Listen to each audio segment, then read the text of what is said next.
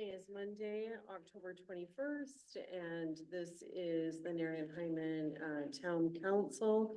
I wanted to start with a little announcement that Ms. Hyman and I just set up for our senior van, kind of a senior tea and van situation for November 7th, 11 a.m. So the seniors in the community can see the van, possibly even take a ride to Espanola, check out where they would be dropped off and picked up.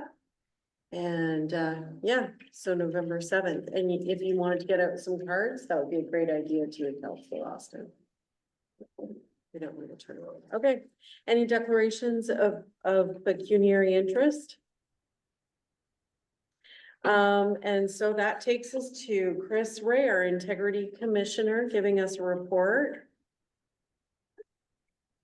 Good, good evening, Your Worship, members of council, Madam CEO. I hope you're all well. I will share my screen here because we've got a little presentation with respect to the investigation that we conducted. If I can find it here.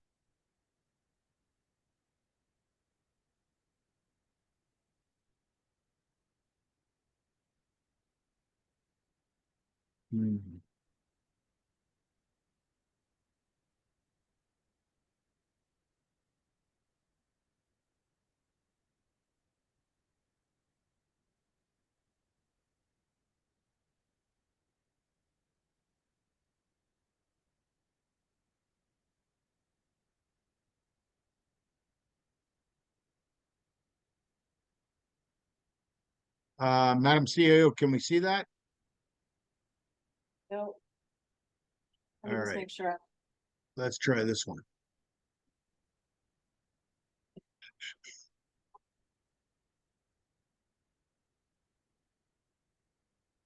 Can we see that one? Yes. Perfect. Perfect. So let's go back up to the beginning there. Here we go. We can All see right. the full screen. I don't know if you can just make it just the presentation, but we can see your full screen. All right. So right now we're talking about an investigation with respect to code of conduct with respect to Councillor Wayne Austin. And just by way of a bit of a preamble, I'll let you know that we were appointed, of course, by the Township of Nairn and Hyman as your Integrity Commissioner. And Section 223(3)(1) of the Municipal Act speaks to the requirements which authorizes municipalities to appoint an Integrity Commissioner responsible for performing in an independent manner the functions assigned by the municipality.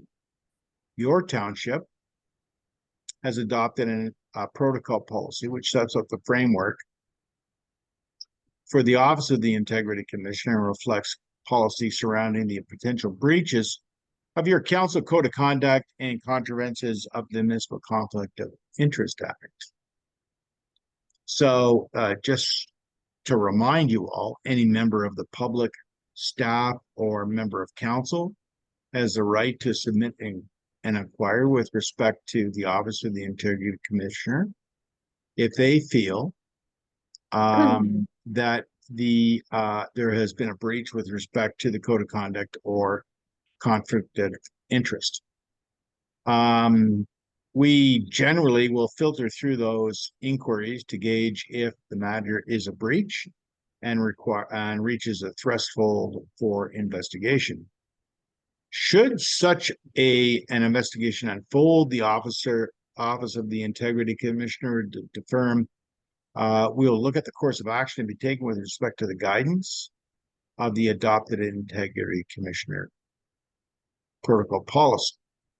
Following the investigation process, the outcome report becomes public, is a public document, and must be adopted by council as information purposes, pardon me.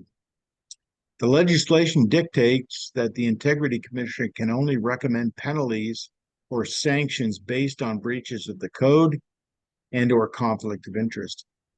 You as council, you make the final decision on the recommended outcome. And depending on the severity of the breach or infraction, the integrity commissioner can apply to a judge for contraventions made under sections 5.1 and 5.2 of the Municipal Conflict of Interest Act to have that judge determine if the proper course of action, such as a reprimand, suspend remuneration, declare the member's seat vacant, disqualify the member from being a member for not more than 7 years, and pay restitution. With respect to this particular issue, there was alleged to be a breach of code of conduct at the September 18th, 2023, October 16th, 2023, and November 13th, 2023, open and closed sessions of the regular council meeting held on those dates. There was also an alleged breach of code of conduct at the April 22nd and May 6th open meetings of council held on those dates. That allegation was received on April the 29th, 2024. After reviewing the allegation, a decision was made to conduct an investigation according to the protocol. That investigation took place, permitting the complainant, who was Mayor Amy Mazie, and the respondent, Councillor Wayne Austin, to present their details, which was followed by the Office of the Integrity Commissioner requesting further documentation and conduct one other interview to support some of the information being presented. So if we get right down to it, the facts.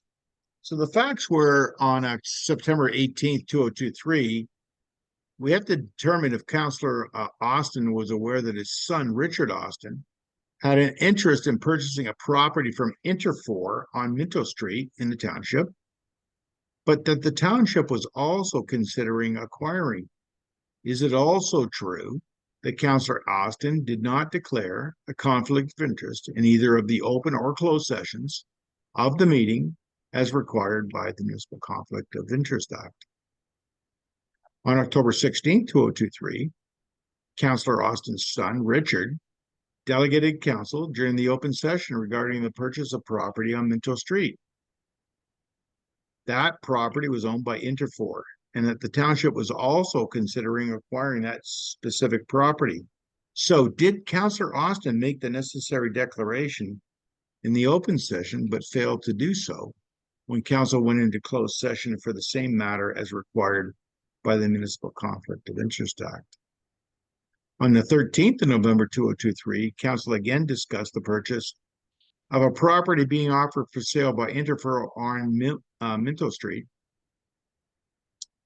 Councillor Austin's son, Richard, was also seeking to purchase the same piece of property. So it's being alleged that Councillor Austin made no declaration of a conflict of interest in either the open or the closed sessions of the meeting, which is also required by the Municipal Conflict of Interest Act. Councillor Austin's son, Richard, is the chief of the volunteer fire department for the township. On April the 22nd, council discussed the draft budget of the Nairn and Hyman volunteer fire department. So the question arises, did Councillor Austin make the necessary declaration of a conflict of interest in either the open or the closed sessions of the meeting as required by the Act? And then lastly, Councillor Austin's son, Richard, is the chief of the volunteer fire department. On May the 6th, council adopted a budget of the Nairn and Hyman volunteer fire department.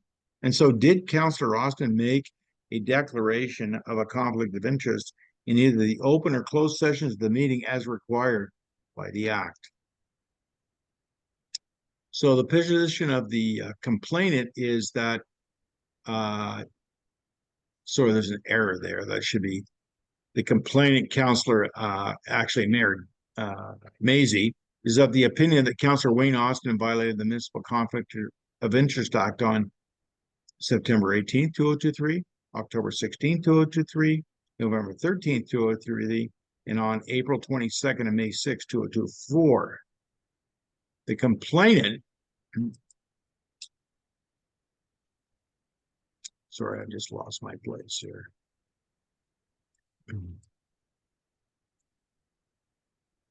Also feels that sections 4.1 and 5.1, 10.2, 10.3, 13.1, and 13.2 of the council code of conduct have also been violated by Councillor Austin.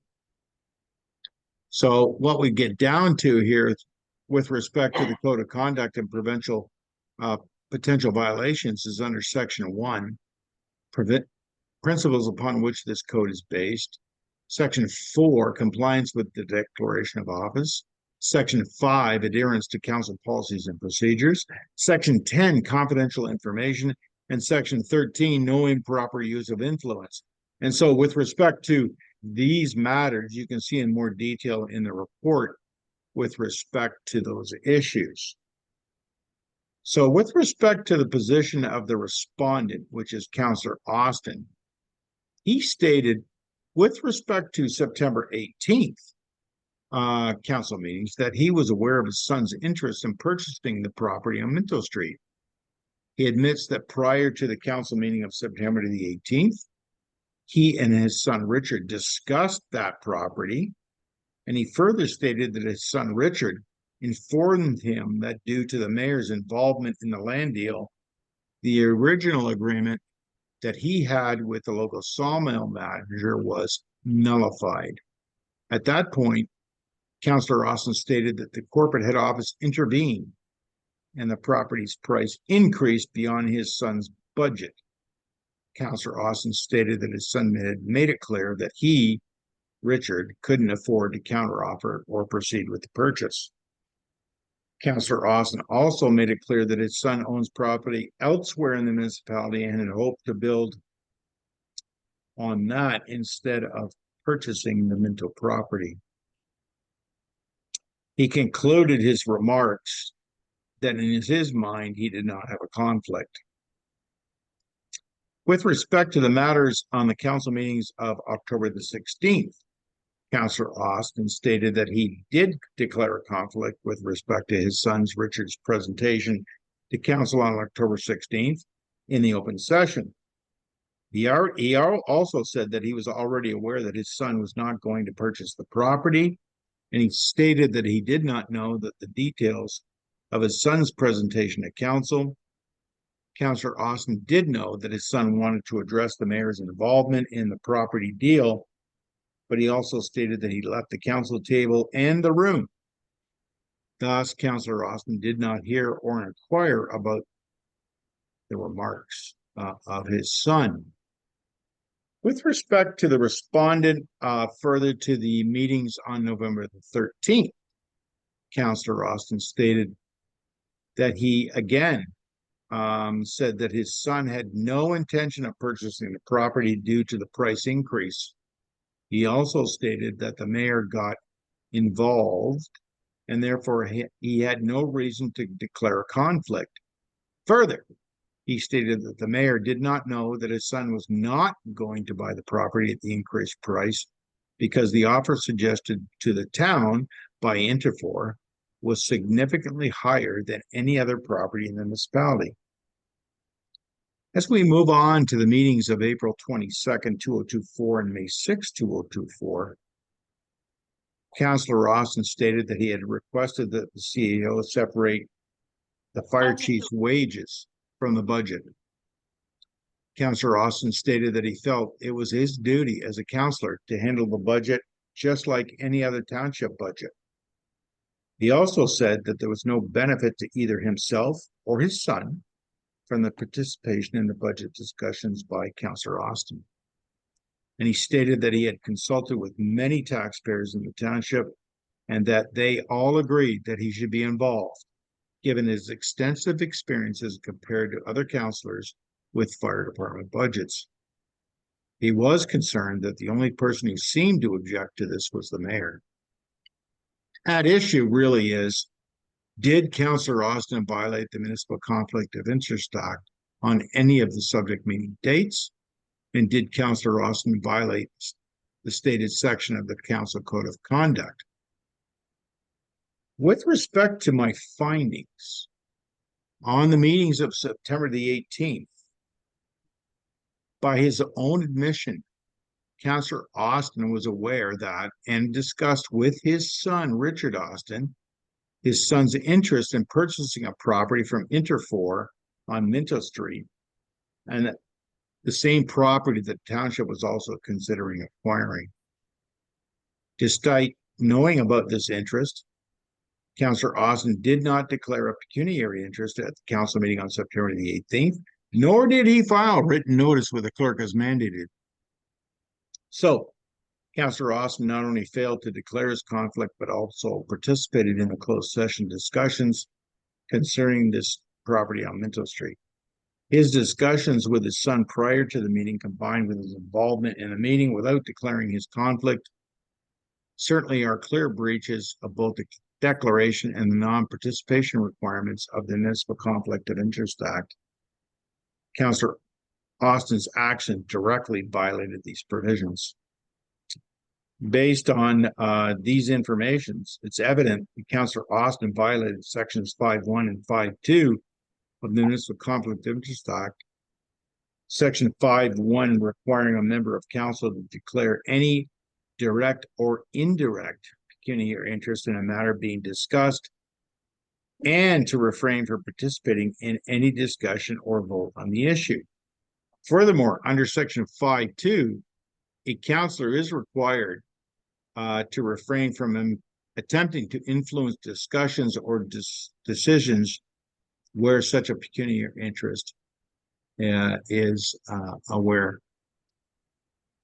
With respect to October 16th, Councillor Austin did declare a conflict during his son Richard's presentation in an open session, but he did fail to declare a pecuniary interest for the closed session discussing the same property, which involved his son's potential purchase. Councillor Austin claims he was aware that his son was not going to purchase the property and did not inquire about his son's remarks at the open session. He still participated in the closed meeting without declaring his conflict, as confirmed in the minutes of the meeting. So by attending and participating in the closed session discussion regarding this Minto Street property, Councillor Austin directly violated these provisions, and his involvement went against the requirement to abstain from influencing the matter. Based on the information, Councillor Austin violated both sections 5.1 and 5.2 of the Municipal Conflict of Interest Act. 5.1 requires that a member with a pecuniary interest must declare it, refrain from participating in discussions or decisions on the matter. 5.2 emphasizes that a councillor must refrain from influencing decisions or discussions related to a pecuniary interest. I also note that Councillor Austin did not file written notice with the clerk with respect to his conflict as mandated by the Act. I also note that Councillor Austin also declared on an unrelated item during the open session. So these two occurrences of declarations provide significant evidence that Councillor Austin clearly understood his obligations under the Municipal Conflict of Interest Act, but decided to ignore those obligations. Council meetings on November 13th. Again, council discussed the purchase of the Minto Street property, which was, of course, direct interest to Councillor Austin's son, Richard, who had been seeking to purchase the same property. Despite this clear connection, Councillor Austin made no declaration of a conflict of interest in either the open or closed sessions of the meeting. And that was confirmed by a review of the minutes. Even though Councillor Austin claimed he believed there was no reason to declare a conflict due to his son's inability to purchase the property after the price increase, his continued participation in the discussions without making any formal declaration violated the Act. His involvement in the discussions, particularly with the knowledge that his son had been involved in negotiations regarding that particular property, certainly constitutes a clear breach of the requirement to abstain from influencing the matter. Again, based on the information provided, Councillor Austin violated sections 5.1 and 5.2 of the Municipal Conflict of Interest Act. He also did not file written notice to the clerk as mandated. So with respect to the meetings on April 22nd, 2024 and May 6th, 2024, I note that Councillor Austin's son, Richard, serves as the chief of the volunteer fire department for the township of Nairn and Hyman, and that alone creates a direct pecuniary link between Councillor Austin and the fire department budget discussions. Despite that, Councillor Austin failed to declare a conflict during both the April 22nd and May 6, 2024 council meetings, where the fire department's budget was discussed and ultimately adopted.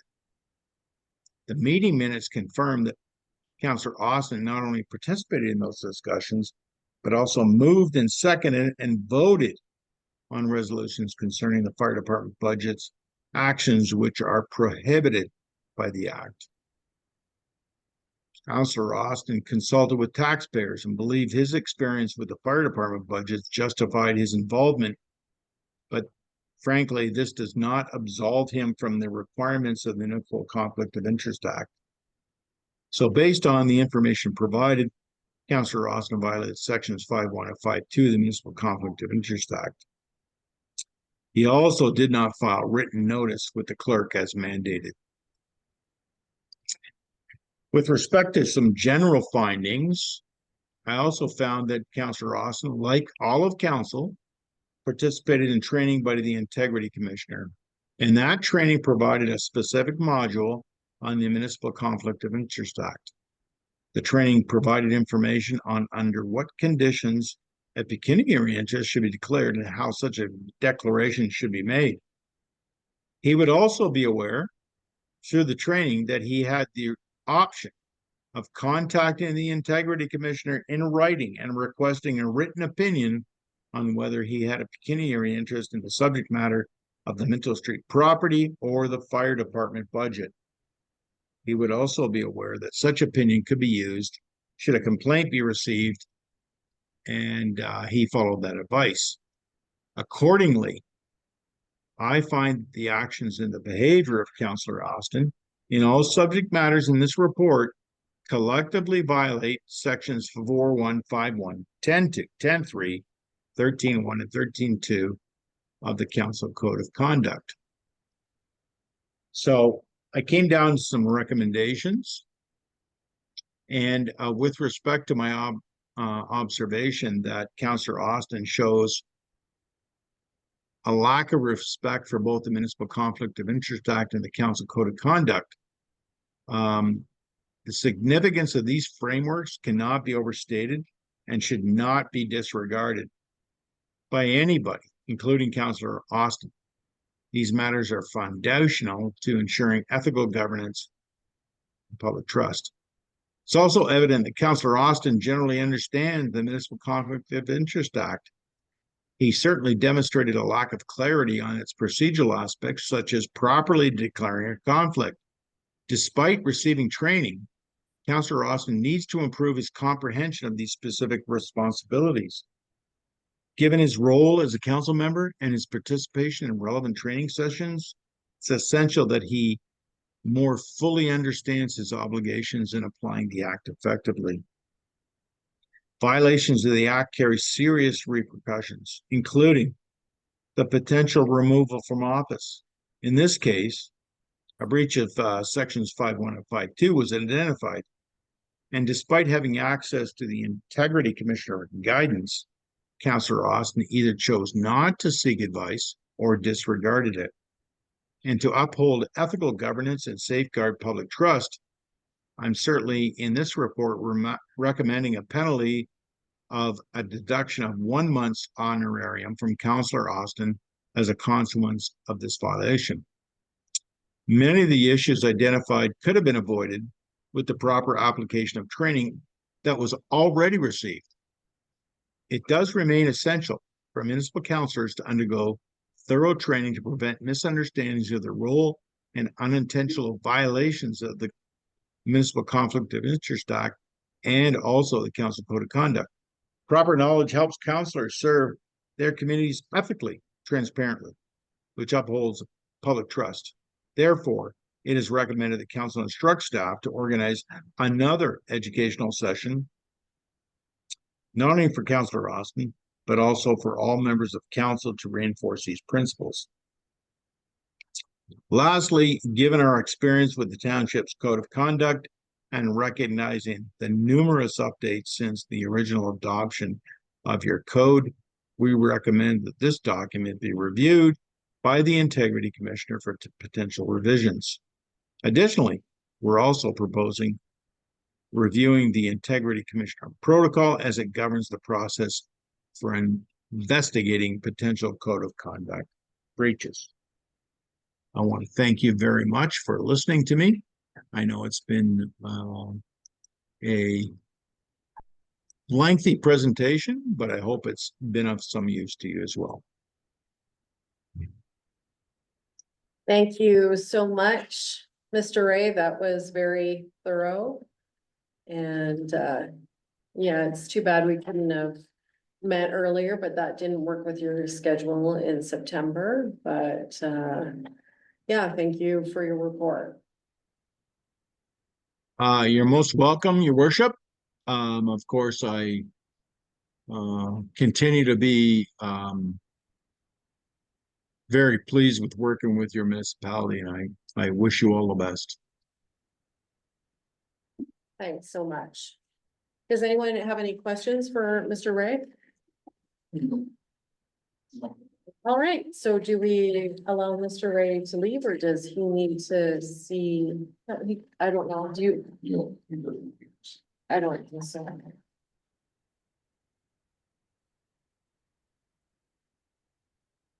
This is us accepting the report, so moved by Councillor Despatie, seconded by Councillor McVeigh. Be it resolved that council accept the Integrity Commissioner report as presented on October 21st, October 21st, 2024, and further that council will consider the findings and recommendations in the report at the council meeting of November.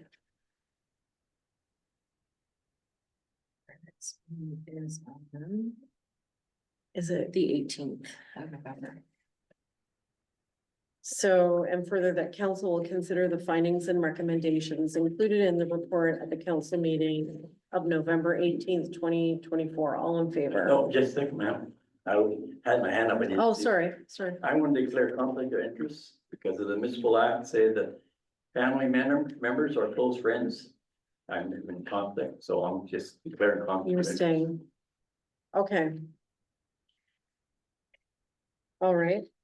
So moved by Councillor Despatie, seconded by Councillor McVeigh, be it resolved that council accepts the Integrity Commissioner's report as presented on October 21st, 24, and further that council will consider the findings and recommendations included in the report at the council meeting of November 18th, 24. All in favor? That's carried.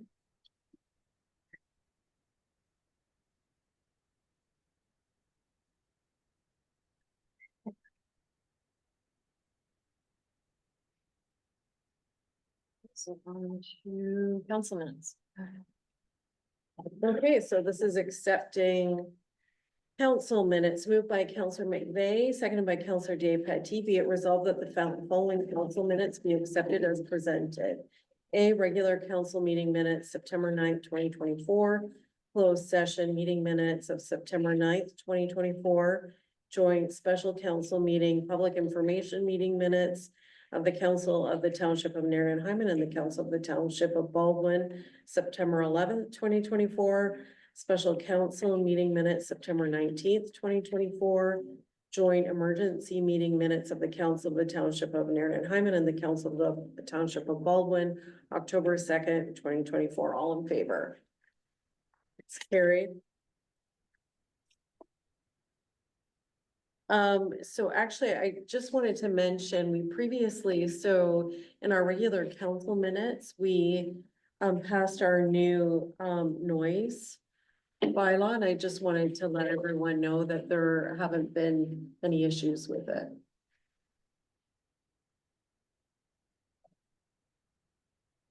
Okay, so minutes and reports, is that where we're at? So just to note them as received.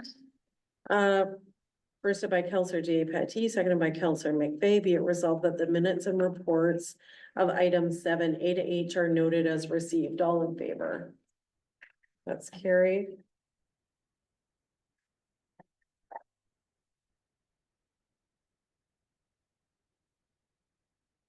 So the first step is the Integrity Commissioner Services. Yeah.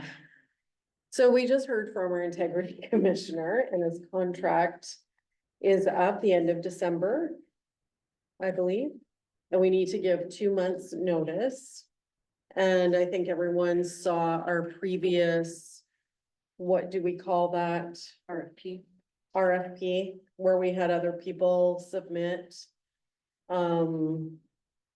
So are you interested in looking at other integrity commissioners? Do you want to stay with what we have? Counselor McVeigh? I'd stay with what we have. I don't think we're not gonna save any money. We gotta have one. There was another fellow, but he was in Fort Francis for similar, he may not even be in the business to do it anymore either. That was 2 years ago, but I'd like to look around. you would like to look around? I think I agree with you. No, Counselor McDonald? Stay with what we have. I'm happy with what we have to actually.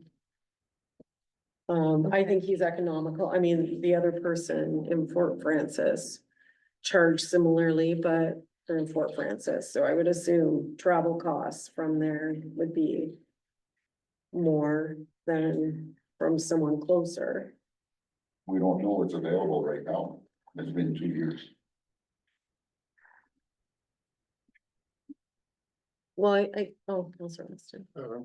One of the reasons I'm recommending this is because our CAO is so backed up with work, if she has to start looking around to 3 or 4 other places, we're behind with all our stuff. She's having a hard time keeping up. I think you're right, Counselor Austin. It's becoming, well, I mean, we've had a lot happen in the community in the last few months. And what's becoming obvious is that our CAO, we're getting our money's worth out of her for sure. So I think that's a good point. So do we have a motion to accept him? Okay, We need a first and a second. Counselor McVeigh, do you wanna first? Yep. And Counselor Austin, second? So moved by Counselor McVeigh, seconded by Counselor Austin, whereas council has received for information the CAO's report 2024-26 regarding the Integrity Commissioner Services contract, and therefore be it resolved that council directs the CAO to extend the Integrity Commissioner's contract with Probity Consulting for 2 additional years. All in favor? I'd like to refer to vote, please. Okay, recorded. Okay, Counselor McVeigh. 4, Counselor Austin. 4, I am 4, Counselor Patty Against. and Counselor against. against. It is carried.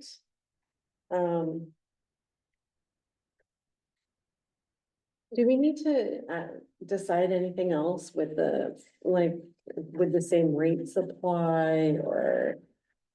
That's a good question, but the way the contract reads, that it would just be an extension of it, so You believe that? I it just believe it stays would the just same? stay the same. Okay. But Okay, if I find out otherwise, I can bring that back to you. okay, so what is, Okay. do we need to discuss anything from the economic development? No, we just need to accept these minutes.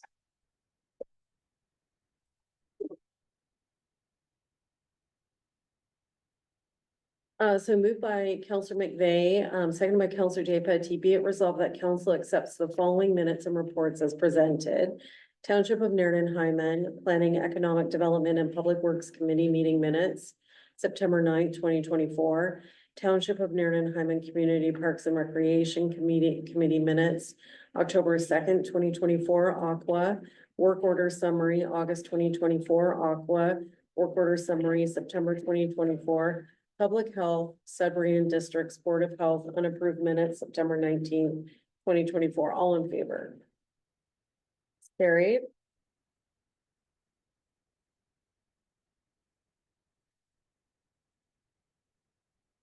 I think I wanted to say something, a good news moment from our municipal superintendent's report. Remember that we had budgeted up to 120,000 to put those two emergency culverts in.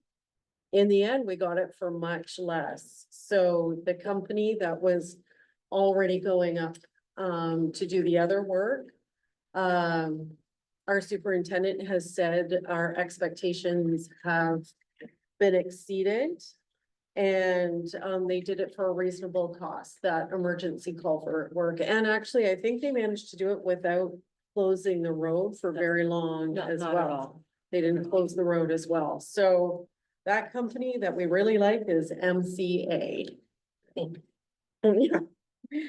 I just wanted to say that. So next we have correspondence. Just to accept that report. Counselor J Petit, seconded by Counselor McVeigh, be it resolved that council accepts the municipal superintendent's report as presented. All in favor? That's carried.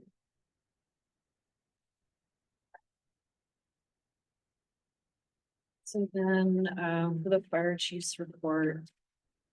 I have one resolution, to accept the new volunteer firefighter, but I don't have any prepared. request. Okay, well, let's start off. Does anyone have any concerns appointing Adam Langlois as the volunteer firefighter? It was recommended by, okay, so moved by Counselor McVeigh, seconded by Counselor J Petit, whereas council has received the fire chief's report dated October 15th, 2025. Be it resolved that council accepts the recommendation to appoint Adam Langlois as a volunteer firefighter pending proof of medical. All in favor?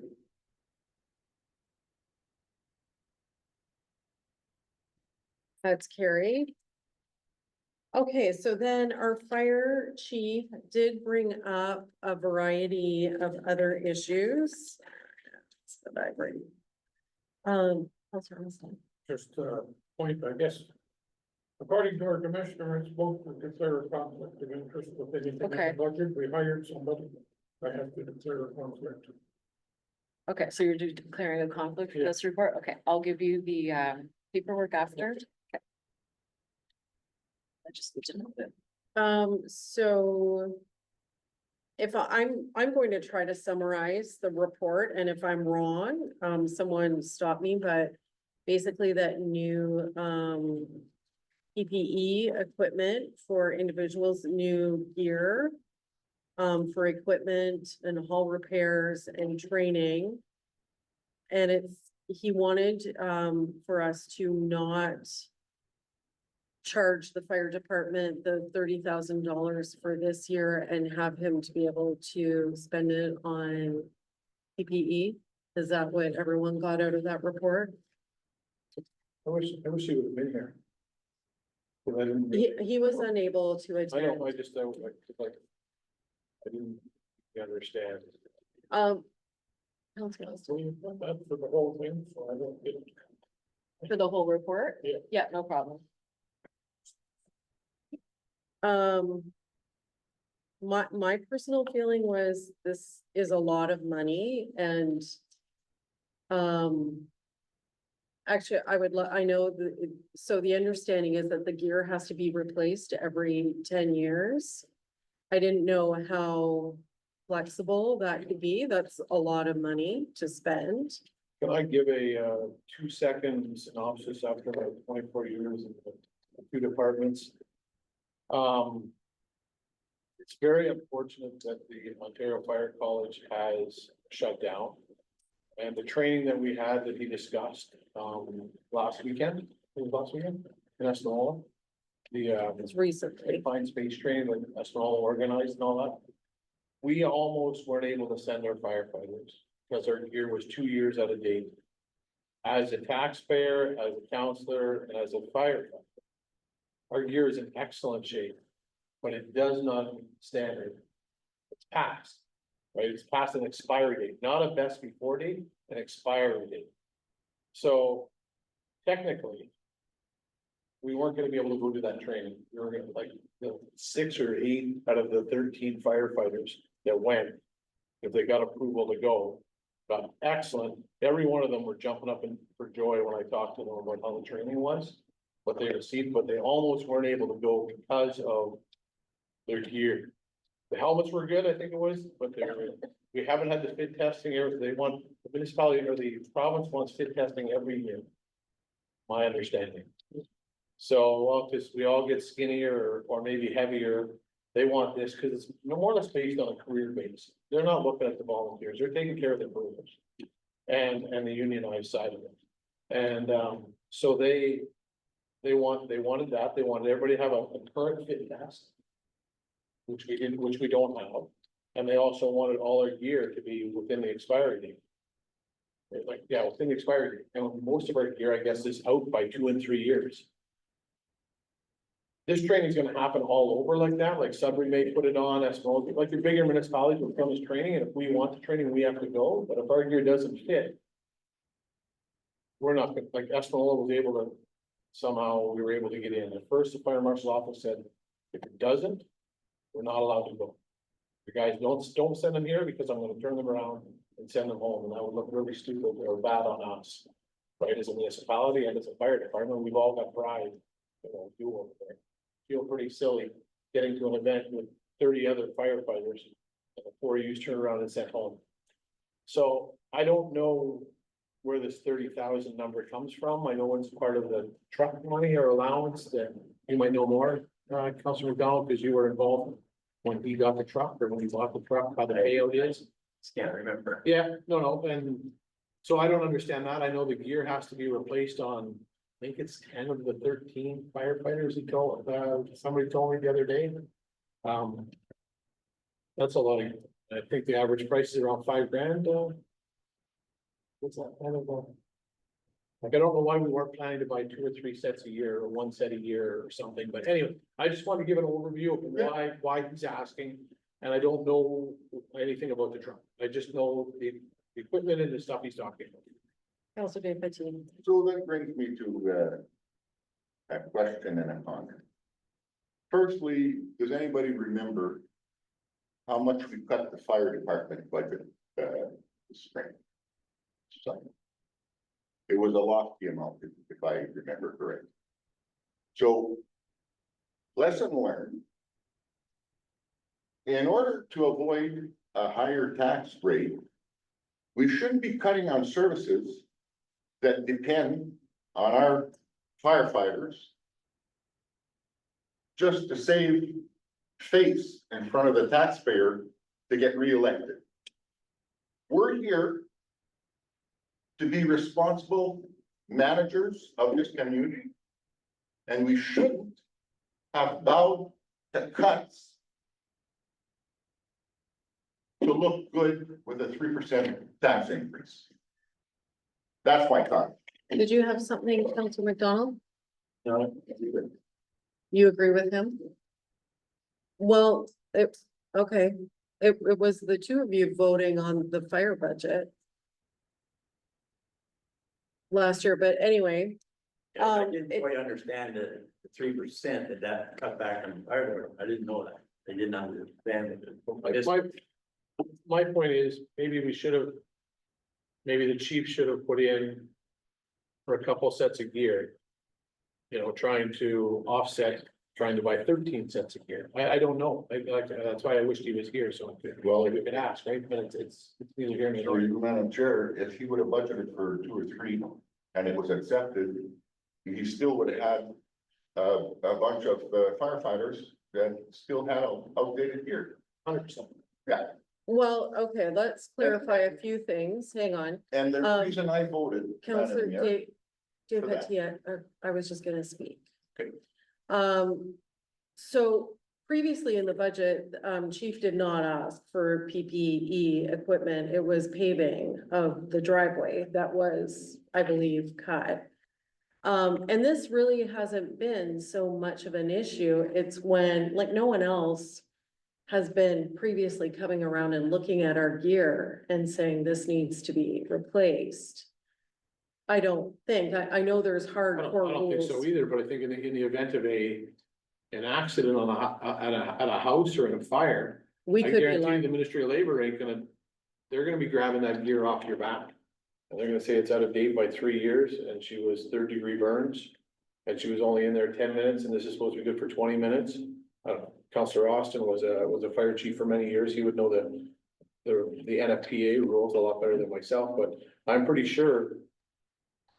no, you're right, I think we the would be, Ministry of Labor would say, it's okay, you guys are small. no. Counselor Day Petty, what were you going to say? I voted for that, reduction in, the fire department, because it was recommended by the CAO.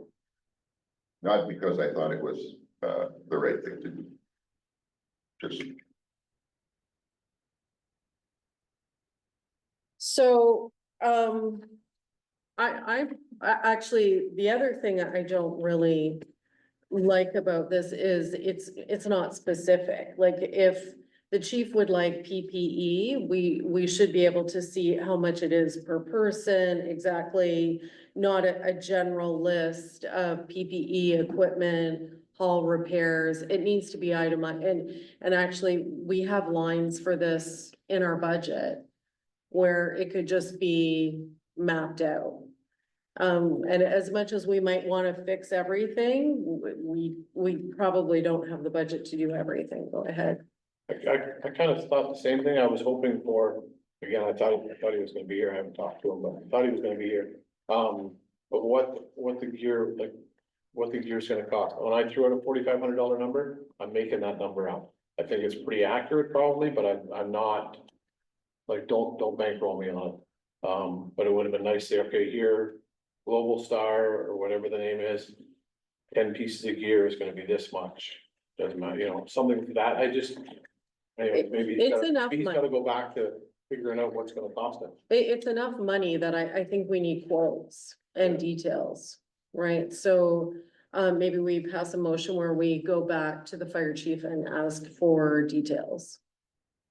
So what are we, just cause I'm confused, what are we doing and what are we doing with the truck? He wants to waive a $30,000 truck payment? I don't completely understand, but that's what I think I Anybody else understood have any from it. clarification on this? I don't understand. Take CAO Ketchup, is that what you think as well? Yeah, through you, Madam Chair. Yes, back in 2019, I believe, the new fire truck was purchased. And there was an agreement accepted by bylaw that the amount of the truck, instead of taking out a loan, it would be borrowed from reserves with an interest, and it would be paid back. This was the amount they agreed would be paid back from the fire department every year until it was paid off. So I believe we're about halfway through the payments of paying it off back to reserves. So this $30,080, every budget, every year, that amount goes from the fire department back to reserves. So that's how they got around not having to take out a loan. So I believe what he's asking is to either waive it for this year or pass a motion to waive it for a certain amount of years going forward. If that's what council decides, that's okay, but I do agree with your recommendation that we need a more itemized list of things that need to be replaced. Now listening to you, that council of prior term made that a bylaw. Yeah. So what do we have to do then? Cause that's just So not we- as easy as. We would have to amend the bylaw. And then if we were to waive that for the 24-25 season, Like do we next just, year. next year, do we then add that on to, like, It does it just- just get extended for a year? If that's Is what that what- council is that- agrees. Yeah. Like, I'm throwing things out because I don't know. I'm speaking out of air. I actually think there's enough questions that we need to go back for details and see, try to figure this out. Yeah, maybe we can find money somewhere else. Or we can at least get what his thoughts were, right? Because again, I'm not beating it in, I'm beating it in, or Right. if he was here, he's unavailable to be here, that's fine. But if he was here, you could ask and he could answer, right? And, I like to, yeah, I like to see. because I don't know where he's coming, I don't know where he's coming from. I don't. Yeah, that's- I don't this either. This is, So you can plan to have a next meeting, have him here to explain. like, if he wants to waive the 30,000, I don't know how we do that to taxpayers and how do we? I think he could either come to the next meeting or he could, explain it clearly to CAO Ketchiba. So I think if. Or is it's not a work conflict or anything. He's able to be here, generally speaking. I can't see. that. Yeah, okay, well, we'll just ask that he comes. Okay, so, direct that the fire chief, did you want him to submit an itemized report? Sure. With quotes? Yeah. Do we, yeah.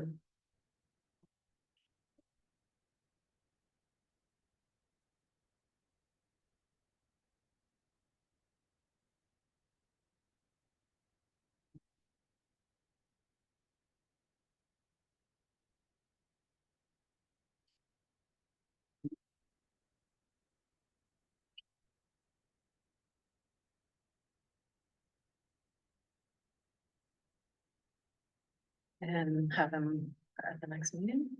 Attend?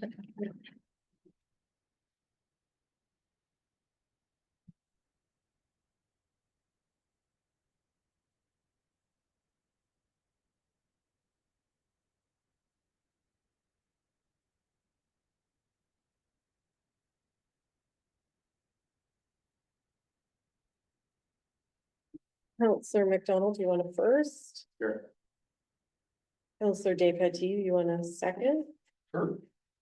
First by Counselor McDonald, second by Counselor Day-Petit, be it resolved that council directs the fire chief to submit an itemized report of the PPE that needs to be replaced. Oh, and other items? Do we want PPE?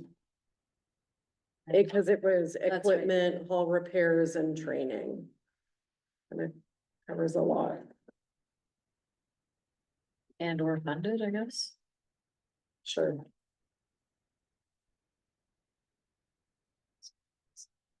Now, I know he brought up that gear that we got from the 400 series highway.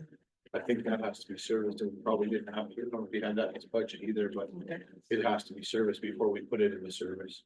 Directs that the fire, be it resolved that council directs that the fire chief submit an itemized report of the PPE and other items that need to be replaced and or funded.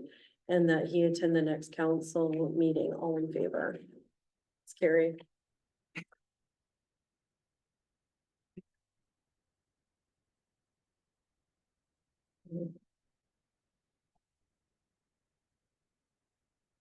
So then, moved by Counselor Day-Petit, seconded by Counselor McVeigh, be it resolved that the council notes the correspondence received by the Minister of Mines in response to MPP France Jelena's letter regarding the Agnew Lake tailings management area. All in favor? It's carried.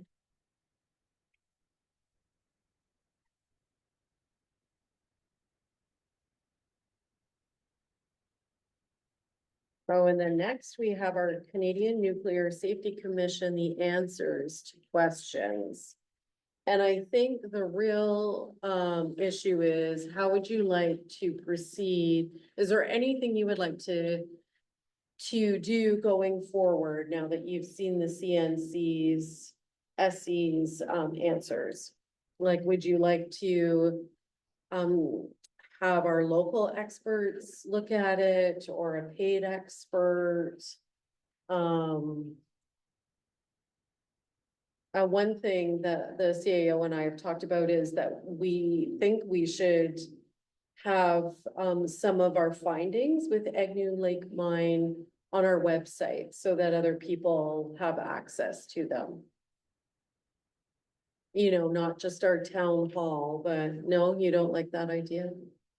I don't think so. You don't think people will look at it? Counselor Austin? No, they got, the minutes of the meeting are available with everything on it. Well, this is additional information that's come in, so it's not, Counselor Day-Petit? I've got no objections if you put it on the website. And I would suggest, we have a very competent, engineer that can have a look at those answers, to give us some feedback. So we can do that. It's gonna be inexpensive. What's the, what has come out of the CBC interview with Nipissing First Nations, and have you heard anything more from the Northern Mines and Development, the MTO? Like, what is, You mean a recent development that they've said they're going to halt yeah, hauling? yeah, Yeah, I mean, they haven't given us a timeline. I would have hoped that probably the spring, you know, if they're not, but we don't know that.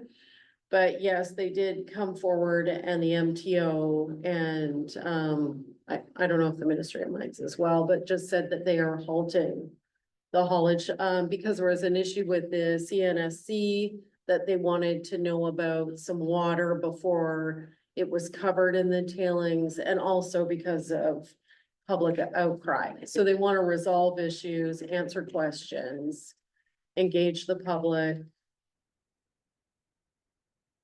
So maybe that's the spring, but we don't know that for sure. That's a good point. It's hard to keep everyone up to speed because it changes pretty quickly. I do have one, okay. no, go ahead. It's okay. Through you, Madam Chair, I did have a conversation with the lead environmental consultant that helped to put Northwatch report together on the past reports that were done on Agnew Lake and other sites. So it was from Hutchinson Environmental Services. They've been retained again by Northwatch to provide additional research on the latest reports that have come out. There will be a public report. I believe it's gonna be released probably within the next month. We're gonna be able to make comments on it. They, like I said, they have been retained by Northwatch to do the same, and they have suggested that perhaps, we could join together with the research they're already doing for Northwatch. I don't have costs at this point. I don't know if council wants me to proceed in getting those costs, but he is available. So we are waiting to hear back from the MTO and Ministry of Mines. It would make sense to not go to an expert until we have both of their answers, right? Their set of answers. We also have another set of questions going to them again. But, you know, there may be another 6-week delay before we get answers to that second set of questions. I wonder if it would be prudent to go to our local experts that we have and then also inquire to Northwatch what the cost could be to share in their findings. Although, I mean, Northwatch, when I read their first report or from 2018, there were a lot of inconclusive because there wasn't enough information.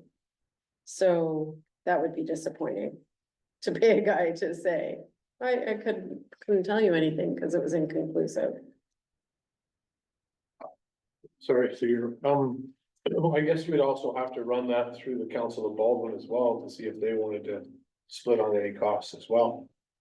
Yes, Why would we incur all the costs for yeah, that's a great idea. maybe Baldwin, you know what I mean? Like, Yep. split this 3 ways.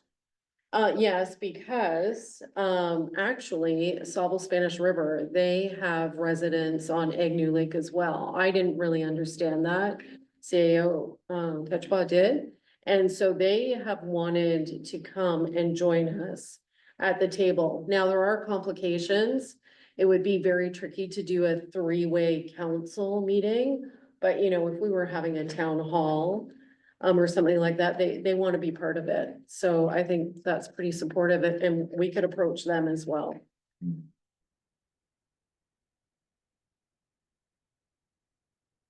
So does that sound, So I guess I'm for putting it on our page, but As far as the other, I'd like to see costs before we do anything. Right. Well, how about we go to our local experts too, and then get the costs for going to.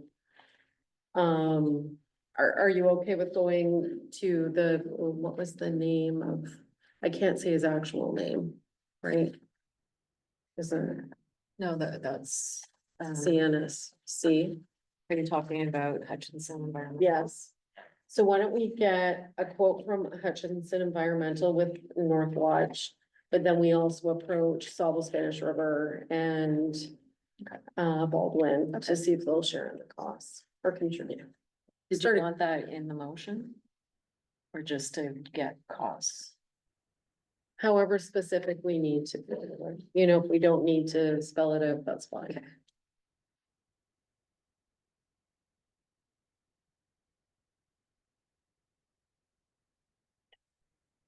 Yeah, it wasn't a relaxing summer, was it? Not particularly. What were you gonna ask? Also, the representative from North Watch has also, offered her help to help us formulate comments to that formal report that's gonna be released. So, she's offered her help.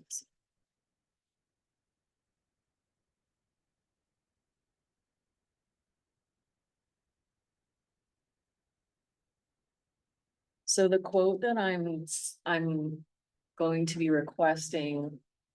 What would his services entail? Would it just be to review the information we've received to date, or would it be to actually? Go out and do an environmental study, or like, what are we?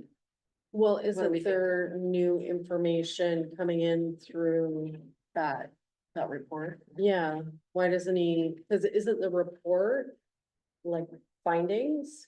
He can't really access that site and go do readings. I don't, maybe he can. I don't know. but- I can just maybe seek a couple different. Right, just, yeah, Costs. we're obviously not the experts in this.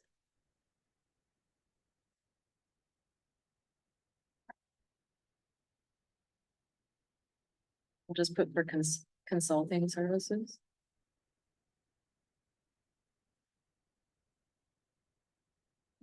Does that make sense? I think so.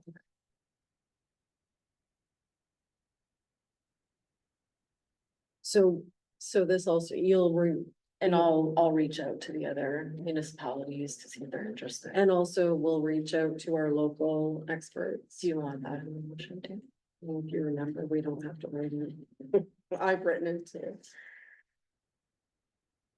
Moved by Counselor McVeigh, seconded by Counselor Day Fety, be it resolved that council notes the correspondence from Canadian Nuclear Safety Commission, and further that council directs the CAO to seek a quote from Hutchinson Environmental for consulting services. All in favor? It's carried.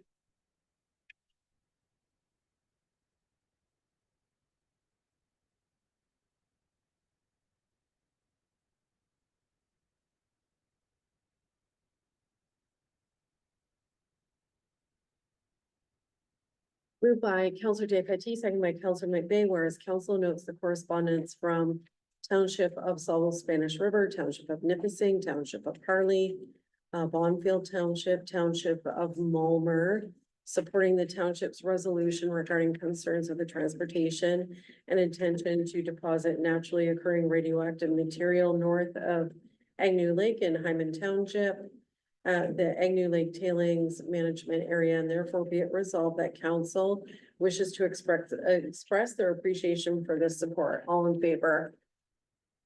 Carried.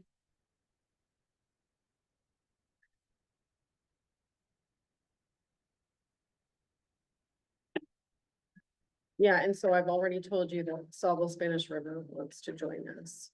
So next we have the regional municipality of Waterloo solve the crisis. Is everyone in support of that?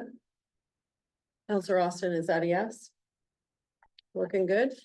Okay, so moved by Counselor McVeigh, seconded by Counselor Day Fety, be it resolved that council supports the Solve the Crisis campaign calling on the provincial and federal governments to commit to immediate action to solve the humanitarian crisis that Ontario is facing as the numbers of unhoused individual and those suffering with mental health and addiction grows exponentially. And further, that a copy of this resolution will be circulated to the Premier of Ontario, the Minister of Housing, Infrastructure and Communities of Canada, the Provincial Minister of Health, the Minister of Municipal Affairs and Housing, the Minister of Children, Community and Social Services, AMO, and to the Regional Municipality of Waterloo. All in favor? It's carried.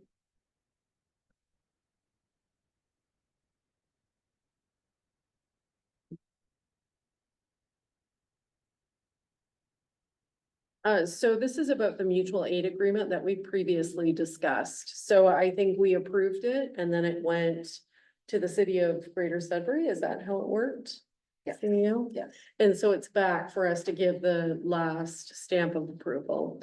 Be it moved that, or moved by Counselor Day-Petit, seconded by Counselor McVeigh, be it resolved that being a bylaw to execute an aid agreement between the Township of Nairn and Hyman and the city of Greater Sudbury be read a first, second, and third time, and finally passed in open council, and its number shall be 2024-32. All in favor? Point of order, I gotta declare conflict again. It's fire department stuff. Oh, okay. So that's carried.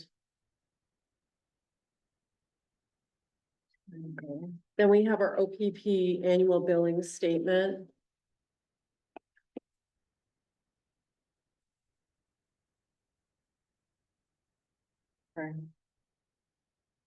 Moved by Counselor Austin, seconded by Counselor McDonald, be it resolved that the OPP Municipal Policing 2025 Annual Billing Statement Package for Information Only, item 11A is noted as received. All in favor?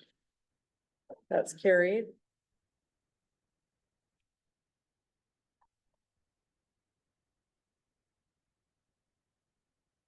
Oh, so next do we have the Sand Bay mailboxes? So we all know that our Canada Post boxes have moved behind the fire hall. Point of order.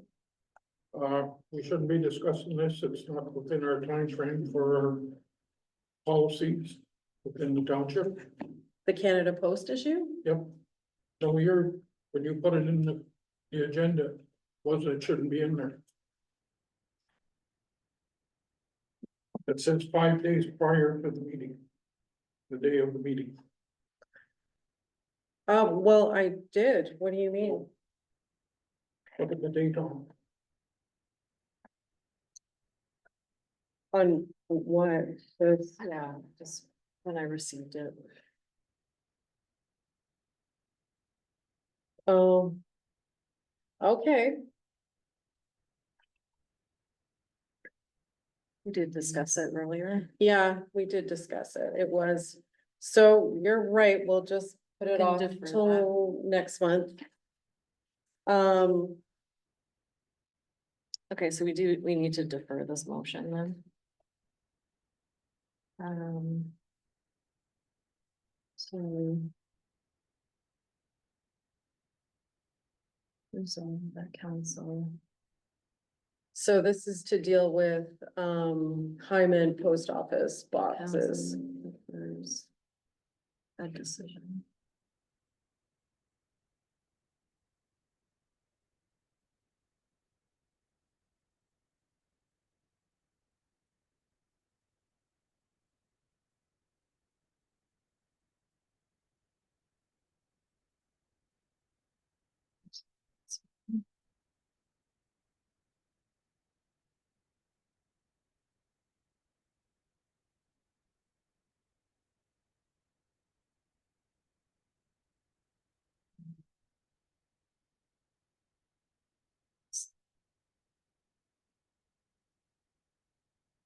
So this is to defer the decision to discuss it or defers. Yeah, defer the decision. So moved by Counselor McDonald, second by Counselor Austin. Council defers a decision on placing the Canada Post mailboxes in Sand Bay Village or at Highway 17 Sand Bay Road property owned by MTO until the next meeting. Actually, I'm gonna call for a recorded vote, and I'm against Counselor Austin. Are you for? You're calling for the recorded vote, you vote first. Well, I'm against. Okay. Yeah. My point there is that my thing was it's against our policy or procedure. Yeah. Yeah, you're right, the date, well, yeah. I'll watch that for next time. To defer, it shouldn't be here. Okay, so are you for deferring the decision? We shouldn't have a decision on it, should be just taken off the agenda. Shouldn't be there. It's a proper procedure, wasn't, Wasn't followed. It should just be I deferred. agree with you. Yeah, deferred to the next one. That's what. Yeah, that's what this is We saying. just defer to the next one. We don't have, like, because it shouldn't have been there, so we just defer to the next one. I don't think we need to vote on it. We just take it off the agenda. Not defer it to the next Okay, one. well, You're I deferring can something do that another shouldn't be motion there. to defer it. Well, Completely. they're saying they don't want a motion, they're saying if it wasn't submitted, But it What- was on the agenda, so. Just remove it from the agenda and push it. to well, the next it's already on the agenda, yeah. We can just have a motion to remove it, that item. one. That works. So let's get rid of that one.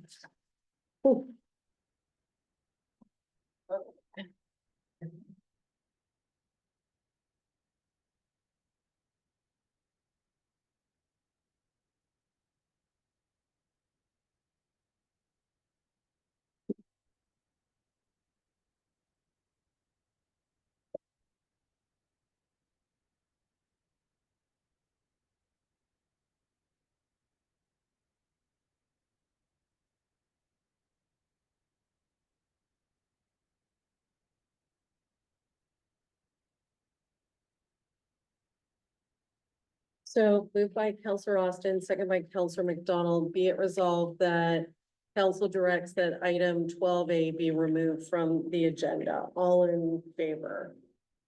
It's carried. I'm sorry, can I just ask for a 5-minute recess? My phone is just going crazy with family members. Sure.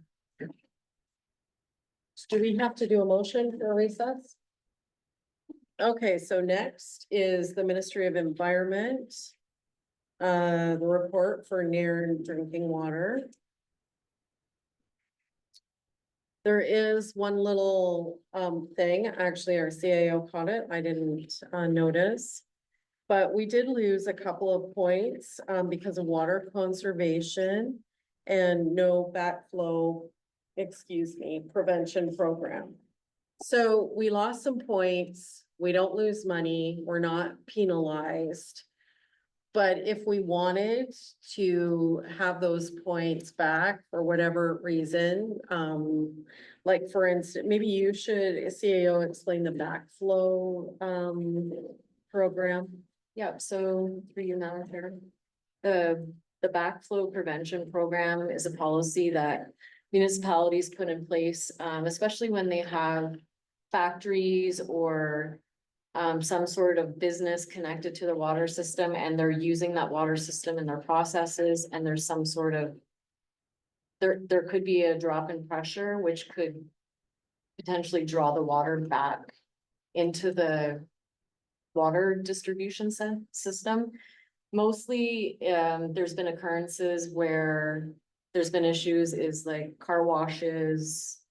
Like I said, factories that use chemical processes that they add into the water that are doing that. So what that does is, if we have a policy in place that it would require that any business would require this backflow prevention. It's not regulated that we have to, and we don't have any businesses like this. But it was suggested that we would address that. So that's the flow issue, then the other one is a conservation program, which I thought we had a schedule where even numbered houses watered on one day, odd number of houses watered on the other, but I may be wrong. So like I said, this is just a point system. It doesn't cost us money. It, but are you interested in establishing either of those programs so we get a higher rating on our water? I don't know. I mean, water conservation wise, our water usage does double in the summer. Is that an issue for us? It can be an issue for fire training night, especially. So that makes sense, that would be a lot more usage than people using gardens, but. I don't know if we can conserve that water, you need to practice. Yeah. How do you know how to run hoses if you're not running hoses and pumps and? I believe we're only running between 30% and 40% capacity. Yeah, it was Water like system. 62 was an extreme high that they had like once or twice a year when we did our walkthrough, I think, it was really, even our extreme high days. Oh, Once or twice a year was like 62%. 60-some%. So we're That's not only if you're anywhere. running, Yeah, we're next if you door. had a fire or something and you're using lots of water.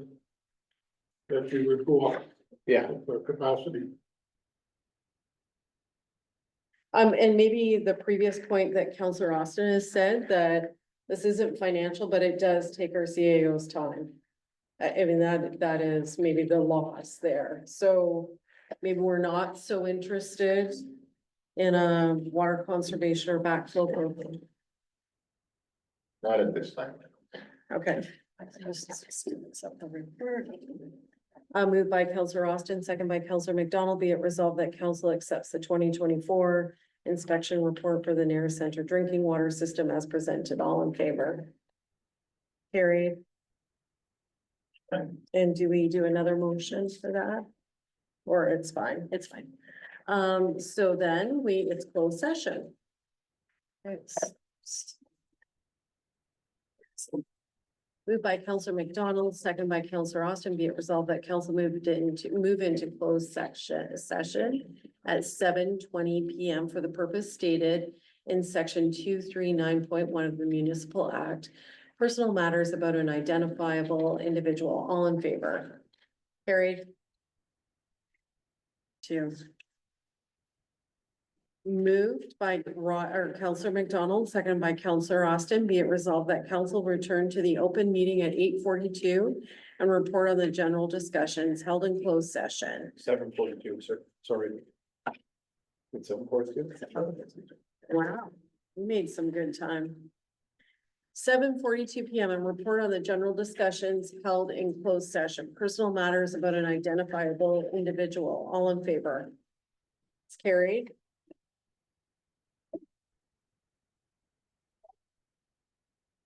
Hold your horses. Counselor, moved by Counselor McVeigh, seconded by Counselor J. Petit, be it resolved that being a bylaw to come from the proceedings of the Council of the Corporation of the Township of Nairn and Hyman be read a first, second, and third time and finally passed in open council, and its number shall be 2024-33. All in favor? That's carried.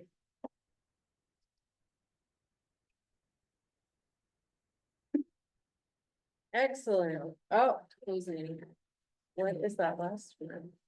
Moved by Counselor Austin, second by Counselor McDonald, be it resolved that the meeting of October 21st, 2024 do now adjourn at 7:43 PM to meet again on the 18th day of November 2024 at the call of the mayor. All in favor? That's carried.